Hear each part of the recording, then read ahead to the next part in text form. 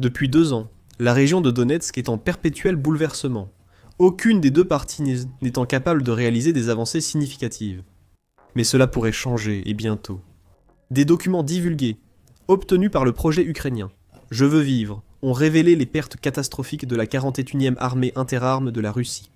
Nous parlons d'au moins 8 625 soldats confirmés tués, 10 491 portés disparus et 7 846 autres répertoriés comme déserteurs. Au 1er juin 2025, cela représente près de 27 000 personnes. La Russie a officiellement perdu, rien que dans une seule branche de ses forces armées, plus que le nombre total de militaires de nombreux pays. Mais il ne s'agit pas seulement de chiffres sur une feuille de calcul, même si les captures d'écran les présentent ainsi. Ils indiquaient comment l'ensemble du système militaire russe pourrait suivre le même chemin à la suite des pertes dévastatrices, subies à cause des erreurs stratégiques de Poutine. Plus important encore, il pourrait révéler comment les stratégies de recrutement désespérées de la Russie détruisent silencieusement la base économique et le tissu social du pays, d'une manière qui pourrait paralyser définitivement l'État russe. Commençons par les détails concernant les pertes de la 41e armée interarmes de la Russie, que nous connaissons jusqu'à présent. L'unité la plus touchée, la 74e brigade de fusiliers motorisés de l'oblast de Kemerovo, a perdu 2479 soldats tués, 2732 portés disparus et 2789 déserteurs. L'addition de ces chiffres représente plus du double des 3500 soldats initiaux de la brigade. Cela signifie que la 74e brigade a effectivement été détruite 2 fois de suite. Il est donc raisonnable de supposer que cela a nécessité plusieurs rotations complètes de personnel rien que pour maintenir une capacité opérationnelle de base. Et lorsque la première vague de soldats professionnels a été fauchée, ils ont probablement été remplacés par des recrues, relativement plus fraîches, qui ont accepté les conditions contractuelles avantageuses de la Russie, dont nous discuterons plus tard. Pour comprendre à quel point c'est vraiment catastrophique, il faut considérer où la 41e armée est principalement stationnée. Selon la documentation ayant fuité, ces unités opèrent près de la ville de Pokrovsk, dans l'oblast de Donetsk, où elles ont été systématiquement épuisées par les forces ukrainiennes utilisant des frappes de drones de précision et de l'artillerie. Pokrovsk n'est pas simplement une autre ville ukrainienne. Les analystes occidentaux la considèrent comme une porte d'entrée vers les zones les plus fortement fortifiées, encore aux mains de l'Ukraine, dans la région de Donetsk. Située à l'intersection de plusieurs routes d'approvisionnement menant vers des villes ukrainiennes clés, dont Chassiv Yar et Konstantinouka. Pokrovsk abrite une gare ferroviaire d'importance régionale qui sert de centre logistique crucial pour l'Ukraine sur l'ensemble du front Est. La prise de Pokrovsk par les Russes permettrait théoriquement de nouvelles avancées vers Dnipro et Zaporijia. Et comme l'a averti l'expert militaire ukrainien Mikhailo Zedikov, la position de la ville en tant que centre névralgique signifie que toute la ligne de front s'effondrera si elle est capturée. L'analyse de la British Broadcasting Corporation suggère que la chute de Pokrovsk signifierait en réalité la perte de presque toute la région de Donetsk. Pourtant, après avoir lancé toute la 41e armée interarmes et d'autres unités contre cet objectif stratégique pendant des mois, la Russie n'a pratiquement rien accompli, si ce n'est d'enterrer davantage de ses propres hommes. Bien que la ligne de front s'étende sur plus de 600 miles à travers l'Ukraine, la Russie a concentré près de la moitié de ses opérations offensives sur la prise de Pokrovsk. Et les forces russes restent toujours engluées dans une guerre d'usure qui n'a permis que des gains territoriaux mesurables en terrain de football, plutôt qu'une percée stratégique. C'est là que les avantages stratégiques de l'Ukraine, en tant que défenseur, entrent en jeu, en forçant la Russie à engager d'énormes ressources pour capturer une seule ville. Tout en dégradant simultanément leur capacité à conserver ce qu'ils ont déjà pris, l'Ukraine a retourné les propres priorités stratégiques de la Russie contre elle. L'Institut pour l'étude de la guerre note que les forces russes tentaient d'encercler Pokrovsk depuis 3 directions, l'Est, le Sud et l'Ouest, afin de couper les lignes d'approvisionnement ukrainiennes. Cependant, l'engagement massif de forces par la Russie a laissé son armée vulnérable partout ailleurs, tout en épuisant des ressources humaines et des munitions irremplaçables. Mais c'est ici que les chiffres deviennent vraiment choquants. Dans toutes les brigades de la 41e armée, le chiffre total de pertes, proche de 27 000, représente un effondrement organisationnel complet. Lorsqu'une armée perd plus de soldats par la mort, la disparition et la désertion qu'elle ne peut en remplacer par les voies normales de recrutement, elle cesse de fonctionner comme une force de combat cohérente. Nous avons déjà vu le résultat de cela dans l'incapacité de la Russie à progresser malgré des avantages numériques écrasants. De plus, les documents divulgués dévoilent un élément qui devrait effrayer autant les stratèges russes qu'ukrainiens. Parmi les déserteurs de la 41e armée, 5,8% étaient des condamnés recrutés dans les soi-disant compagnies. 5. Ce sont des unités d'assaut composées en grande partie de prisonniers, à qui l'on a promis une libération anticipée en échange de leur service au combat. Ce chiffre se situe dans la fourchette haute de la part moyenne d'anciens condamnés dans les unités régulières russes de première ligne, que le renseignement militaire ukrainien estime entre 5 et 30%. La forte proportion de condamnés suggère que le programme de recrutement de prisonniers de la Russie est devenu une source importante de main-d'œuvre militaire.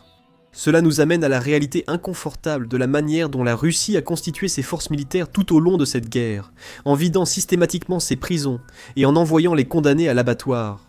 Lorsque le chef du groupe Wagner, Yevgeny Prigojine, a commencé à recruter des prisonniers à l'été 2022, les analystes pensaient que cela se terminerait avec des milliers, voire quelques dizaines de milliers de soldats.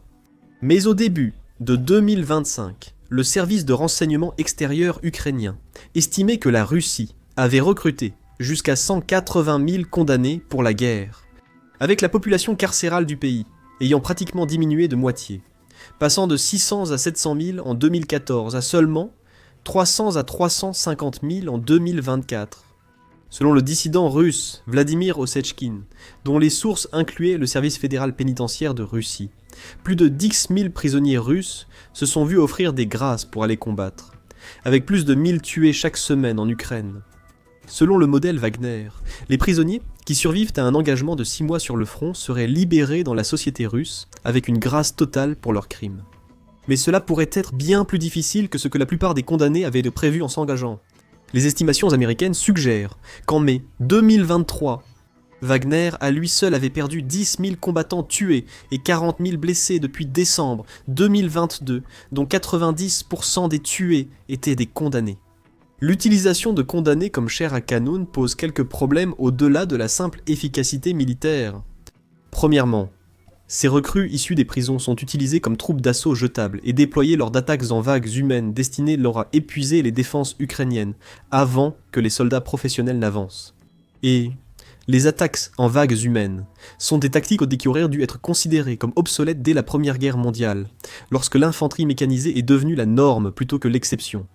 Deuxièmement, des experts de l'Organisation des Nations Unies ont documenté que les prisonniers recrutés sont régulièrement menacés et maltraités par leurs supérieurs.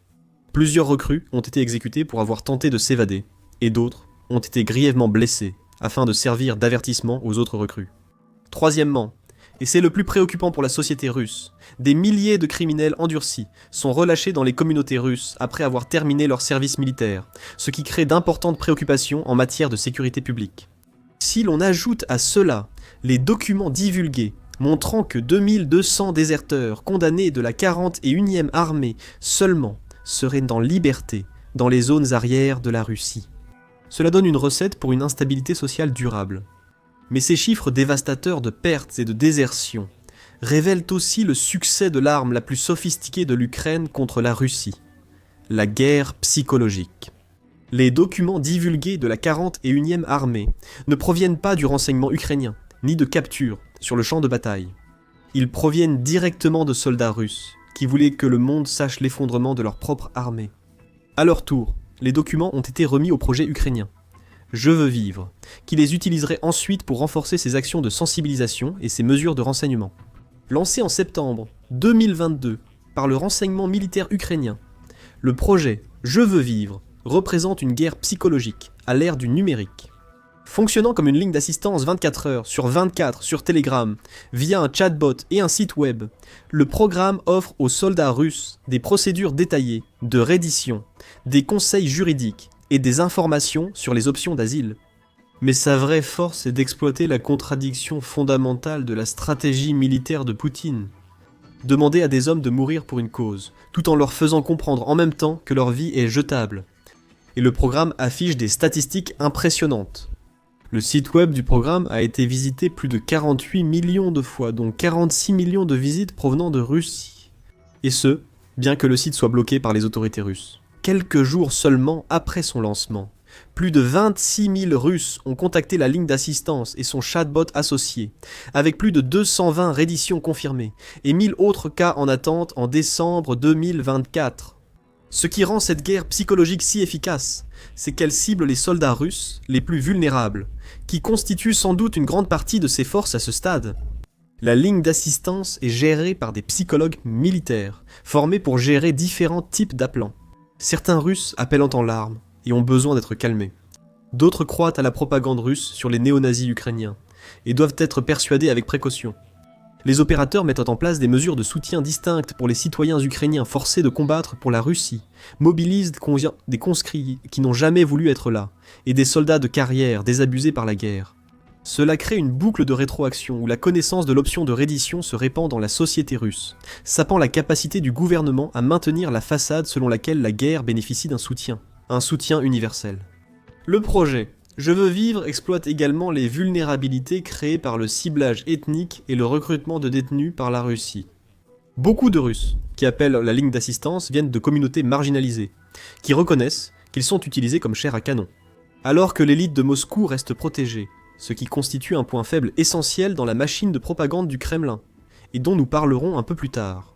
Revenons maintenant un instant aux chiffres de la désertion, car ils soulignent le fossé entre la propagande russe et la situation actuelle de l'armée et de l'économie russe. Ces 58% de déserteurs, issus des statistiques mentionnées précédemment, étaient des condamnés provenant des compagnies 5, ce qui suggère que ces hommes ont saisi la première occasion de fuir un système militaire qui les traitait comme des objets jetables, malgré les promesses qu'ils deviendraient des hommes libres. Et puisque les documents parviennent au service de renseignement ukrainien, cela montre que même les officiers russes sont conscients de la bombe à retardement potentiel que représentent ces condamnés pour leur propre armée. Mais la crise du recrutement en Russie va bien au-delà de la simple vidange des prisons ou de la guerre psychologique. Poutine est allé jusqu'à offrir des incitations financières si généreuses qu'elles risquent de bouleverser toute l'économie russe. Commençons par les salaires offerts aux soldats pour combattre dans la guerre de Poutine. Selon les chiffres les plus récents, les soldats russes originaires de Moscou peuvent quand même désormais gagner jusqu'à 71 millions de roubles par an, environ 82 000 $, en combinant des salaires mensuels de 52 millions de roubles, auxquels s'ajoutaient des primes de signature unique de 19 millions de roubles. Pour mettre cela en perspective, le revenu présidentiel officiel de Vladimir Poutine en 2021 était d'environ 102 millions de roubles, ce qui signifie que des soldats ordinaires peuvent gagner près des 3/4 de ce que le président russe gagne officiellement, même dans les régions les plus reculées. Les paiements mensuels de 20 000 roubles, selon les chiffres de 2024, représentent environ 24 fois le salaire moyen russe. Avec la prime de signature unique mentionnée précédemment, de 19 millions de roubles, ce qui équivaut à 22 fois le salaire minimum mensuel.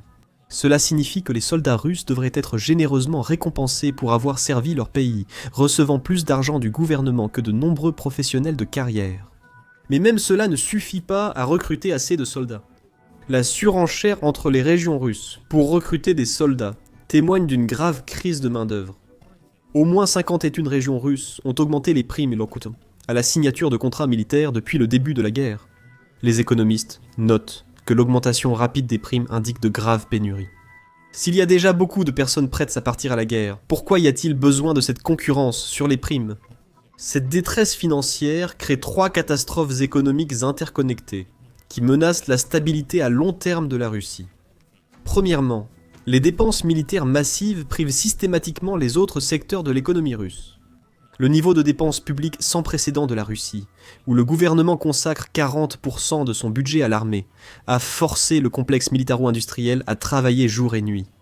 Mais cela se fait au détriment des infrastructures civiles, de l'éducation, de la santé et du développement économique.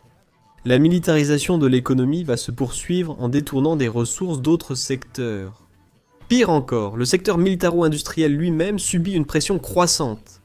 Le gouvernement russe oblige les fabricants militaires à produire plus de produits sans réel soutien financier ou humain, Sans personnel formé, sans budget adéquat et sans délai viable, il est peu probable que les fabricants d'armes russes parviennent à créer des armes et des équipements efficaces.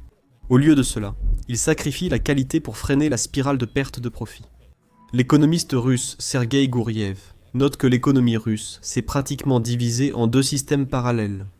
L'économie militaire, qui fonctionne grâce aux commandes de l'État et affiche une croissance, et le secteur civil, qui souffre d'une forte inflation, de hausse de prix et de sous-emploi. Le résultat est une économie qui paraît saine sur le papier, tandis que les Russes ordinaires voient leur niveau de vie baisser dans tous les domaines, sauf dans les industries de lièvre d'alarmée. Deuxièmement, la Russie fait face à une catastrophe démographique maintenant que le recrutement militaire s'accélère. Le chômage en Russie a atteint un niveau historiquement bas d'environ 2% et continue de baisser. Cela oblige l'armée, le complexe militaro-industriel hypertrophié et l'ensemble de l'économie à se disputer le même vivier limité de travailleurs. Et souvenez-vous, environ 70 000 Russes sont actuellement stationnés sur les lignes de front, tandis que l'armée épuise chaque mois entre 10 000 et 30 000 travailleurs potentiels supplémentaires. Cela représente 0,5% de la main-d'œuvre russe qui disparaît chaque mois.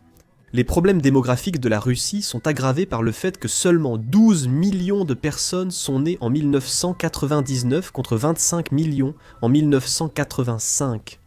La population en âge de travailler diminuait déjà avant la guerre.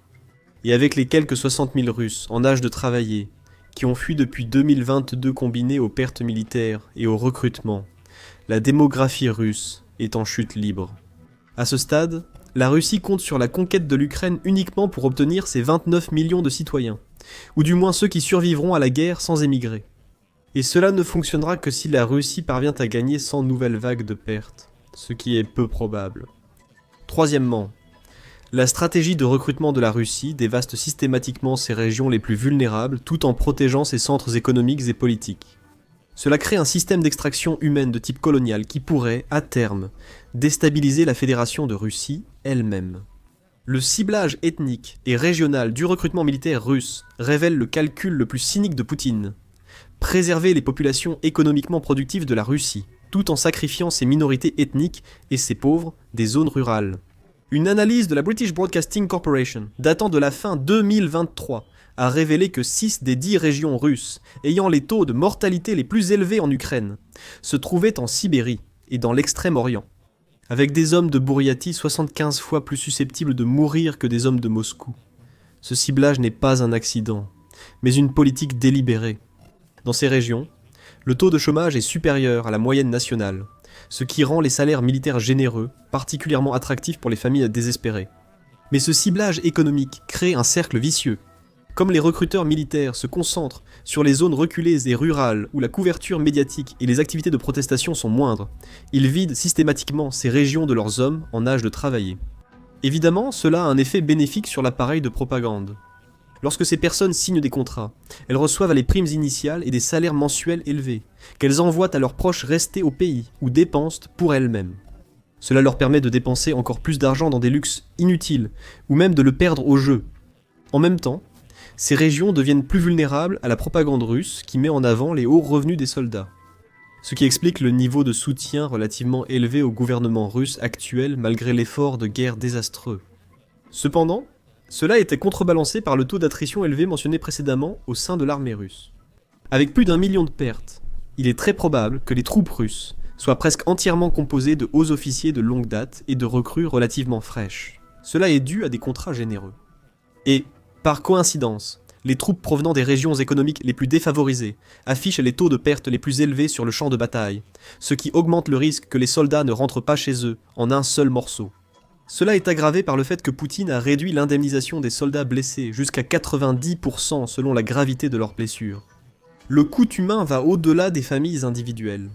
Des communautés ethniques entières sont décimées, avec des villes atteignant des niveaux de déclin démographique intenables.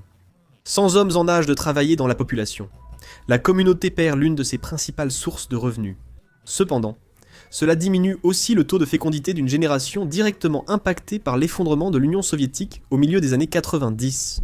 Pour les minorités ethniques, déjà marginalisées dans la société russe, les taux de pertes disproportionnés font prendre conscience qu'elles sont utilisées comme chair à canon pour Poutine, pendant que Moscou aspire tout l'argent et les ressources des provinces. Cela a conduit à des rapports de racisme au sein des forces russes, avec des soldats de l'armée russe qui harcèlent les soldats bouriates, kalmouks et touvins, ainsi qu'à des conflits internes entre différents groupes ethniques. Les perspectives à long terme de ce ciblage ethnique sont inquiétantes. La Russie affaiblit systématiquement la base démographique de régions déjà économiquement vulnérables, tout en concentrant les avantages économiques à Moscou et à Saint-Pétersbourg. Cela crée les conditions soit pour des mouvements séparatistes, soit pour un effondrement économique total dans les régions périphériques de la Russie, les rendant dépendantes d'un financement direct du noyau russe. Cela n'arriverait jamais dans le contexte d'une économie nationale en déclin. De plus, même si les promesses de salaires élevés et de relance économique de la Russie fonctionnent à court terme pour accroître la sensibilisation et le soutien régional, cela ne sera pas le cas à long terme. La stratégie n'a de sens que si la Russie remportait la guerre rapidement. Lorsque Poutine a lancé l'opération militaire spéciale en février 2022, le plan reposait sur une force écrasante permettant une victoire rapide, avant que les coûts économiques et démographiques ne deviennent insoutenables.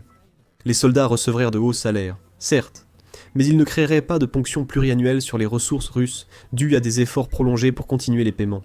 De plus, le secteur privé russe ne peut tout simplement pas suivre le rythme du recrutement militaire, des incitations économiques et de l'augmentation de la production d'armes et de munitions. Ces trois aspects se disputent le même vivier limité d'hommes, tous situés dans les régions économiquement défavorisées de la Russie. Pendant ce temps, Moscou et Saint-Pétersbourg sont isolés des véritables conséquences de la guerre, parce qu'elle abrite la partie la plus politiquement active et la plus pertinente de la société russe. Le résultat, c'est une économie destinée à devenir de plus en plus militarisée, même si cela entraîne une stagnation ou une baisse des revenus réels. Et cela soulève un autre point. Vladimir Poutine ne croit pas que cette guerre soit existentielle pour la Russie. Si c'était le cas, Moscou aurait déjà mis en place une conscription universelle qui toucherait tous les citoyens russes de manière égale. Ce n'est pas seulement suicidaire sur le plan militaire, mais cela montre aussi que Vladimir Poutine n'a en réalité ni le contrôle, ni une vision claire de la véritable situation de son pays. Cela crée également une contradiction politique qui devient de plus en plus difficile à maintenir à mesure que la guerre se prolonge. Vladimir Poutine doit convaincre les Russes que la guerre vaut la peine d'être menée tout en protégeant en même temps les populations dont il a besoin du soutien pour rester au pouvoir. Si la Russie continue de perdre des soldats sans réellement recruter dans ces régions centrales de population, il y a aussi la possibilité que l'ensemble de l'armée devienne ethniquement distincte de sa capitale. À ce moment-là, l'armée russe, déjà à bout de nerfs et démoralisée à cause des pertes continues infligées par l'Ukraine, pourrait bien se retourner vers l'intérieur et renverser le régime russe. Dans une révolution qui rappelle la chute de la Russie impériale, il y a plus de 100 ans, les pertes catastrophiques de la 41e armée ne sont donc qu'un symptôme de la crise plus large que traverse la Russie. Un pays qui a choisi la guerre plutôt que la réforme, la propagande plutôt que la réalité, et des gains territoriaux à court terme plutôt que la survie nationale à long terme. Et les documents divulgués montrent que ce choix est en train de détruire la Russie de l'intérieur, un rapport de pertes à la fois. Merci d'avoir regardé. Pour en savoir plus sur les pertes massives de soldats russes sur le front ukrainien, regardez notre vidéo dédiée à ce sujet. Et pour rester informé des nouvelles directement du front, abonnez-vous à The Military Show pour des vidéos quotidiennes.